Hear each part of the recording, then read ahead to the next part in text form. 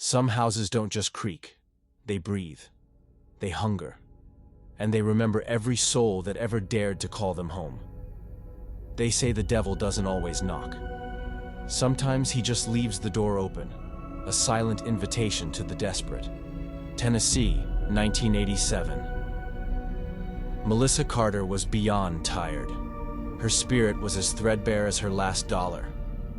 She was weary of motel rooms reeking of stale bleach and shattered dreams.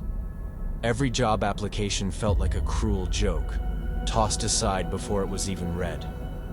Her young son, Daniel, constantly asked when they would finally have a home again, a question that twisted her gut. Then the listing appeared, a whisper of hope in the darkness. A sprawling farmhouse, just $50 a month. It seemed too good to be true, a desperate prayer answered. She didn't question it, not then. She should have. The house stood 2 stories tall, its faded paint a testament to forgotten years. Shutters hung like crooked, knowing smiles. The porch groaned underfoot, a mournful sigh, as if remembering every soul who had ever left its embrace. Yet, the air felt strangely clean, almost inviting. Daniel, for the first time in weeks, offered a genuine smile, so she signed. There was no agent, no witnesses to the silent pact, just a rusted key hidden beneath a stone and a lease. The ancient paper felt cold, almost alive in her hands. It read, 7 souls for 7 winters, in exchange for comfort until the contract is fulfilled. Melissa laughed it off, a nervous, hollow sound. Just old Southern superstition, she told herself. Ink on brittle paper, nothing more. But the house, it remembered. It always remembers. The first week settled in, heavy and unnerving. It was too quiet. An unnatural stillness clung to the air. No animals stirred in the surrounding woods. No birds sang from the ancient trees. Just a pervasive, unsettling silence. A faint sulfur smell, like something burning deep underground, clung stubbornly to the corners of her kitchen. It seeped into everything, a constant, subtle reminder. At night, the house began to speak.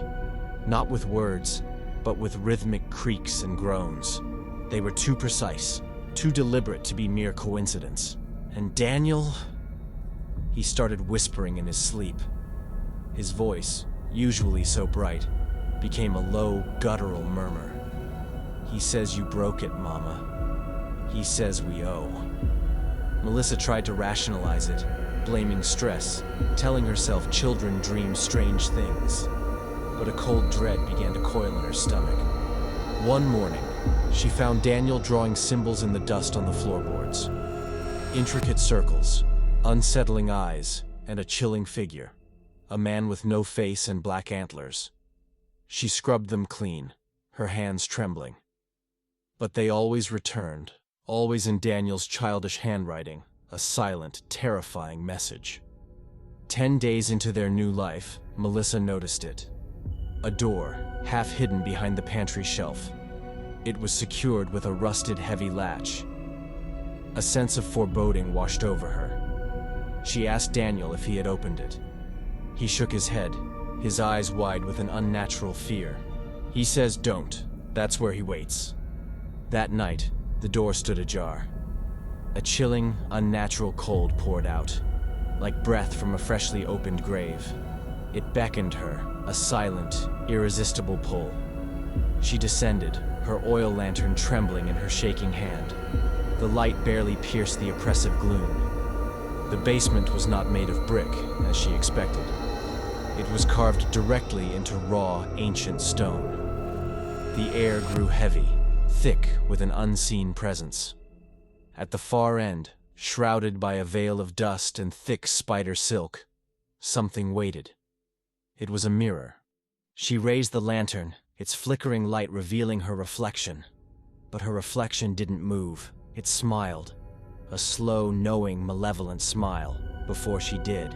He came the next morning, a silent, ominous figure. A man in black, standing at the very edge of the woods. His wide-brimmed hat cast his face in shadow, but his pale, piercing eyes seemed to bore directly into her soul. He didn't speak, didn't move. He simply nodded, a subtle, chilling gesture towards the house. Melissa stepped outside, her heart hammering against her ribs. "Can I help you?" she managed, her voice barely a whisper. He tilted his head, a gesture of ancient knowing. "You signed it. It remembers." And then, he vanished. No footsteps, no rustle of leaves, no sound at all. Just gone. That night, Daniel pointed a small, trembling finger at the wall. His voice was flat, devoid of childish innocence. "He lives behind the mirror. He says your time is up." The words hung in the air, a death knell. Melissa found the lease, the ancient paper, and burned it. It didn't just burn, it screamed. A high-pitched, agonizing shriek that echoed through the empty house. She tried to leave, to escape the suffocating dread. The car wouldn't start, its engine dead. Her phone was useless, a silent brick. The roads outside had vanished, swallowed by an unnatural fog. Even the mailbox had turned to rot, crumbling to dust at her touch. The house had sealed itself. It was a living tomb, and she was trapped within its hungry walls.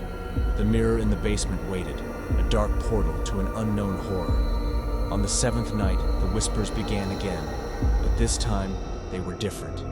They came in voices she knew, voices she loved, her mother, her dead sister. "Come home, Lissa," they crooned, their voices laced with a chilling sweetness. She found Daniel in the basement, standing before the mirror. He was smiling, a wide, unnatural grin. His eyes were no longer blue. They were pools of inky blackness. "He says if you go, I get to stay. It's fair, Mama. That's the deal." Melissa kissed her son, a final, desperate act of love. And then, with a silent prayer, she stepped through the mirror. The next morning, the house was empty. Daniel was gone, vanished without a trace. Just a single ancient lease nailed to the front door. It read, "6 souls remain, 6 winters to wait." The farmhouse still stands, a beautiful, deceptive facade. It's still cheap, still waiting. But if you ever tour it, if you ever feel that unnatural chill, and if you see a child drawing strange circles in the dust, or hear your name whispered from the vents, a voice that isn't there, do not sign, do not even consider it, because the devil doesn't want your soul all at once. He wants your fear, your memories, your very essence. He wants your promise, and he always, always collects. Share this warning, tell your friends, because the Carter house is always looking for its next tenant.